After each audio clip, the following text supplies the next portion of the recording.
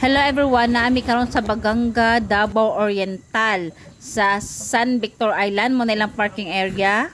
And then nagsakay mig pambot padulong sa ilahanga isla guys. So dayo pa lang makita na nimo ang kaputi sa island.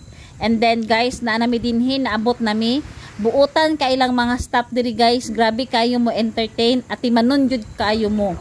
Okay, kani ilahang kuan guys, ilahang dagat, grabe katinaw sa dagat nila. And then ang ilang balas sama kapino sa iodized salt. Tapos ang iyang color guys, kung tutukan ninyo, mura siya og Himalayan salt ang iyang color. Tapos guys, no, grabe katinaw, and then very relaxing kayo ang place.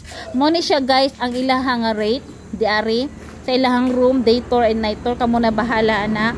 Ayaw jud ninyo kalimti guys nga mo visit dinhi sa Baganga. Kung moadto man lang mo, ayaw ninyo kalimti nga mo visit dir sa San Victor Island para dili mo magmahay sa ilang kanindot sa ilahang place.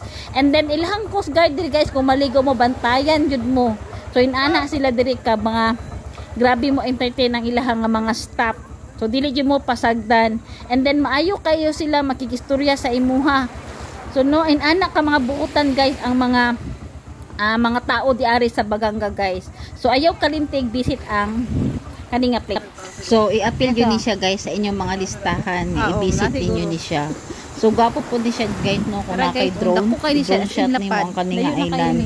So ako is wala man ko yung drone guys. So kanila sa video lang sa diri sa ubos, pero basta nindot yun kayo ni diri ay di niyo na wala ang kung adto mo diri sa Baganga, dapat adtuan jud ninyo ni para kumpleto ang inyong paglaag guys. Kaya kung dili mo maadto diri, so dili kumpleto ang inyong paglaag. So kanina nagturoy-turoy mi diaray mo to nami sa unahan no dapit sa ilahang liguan na nagtanatan ami diri sa ilahang area.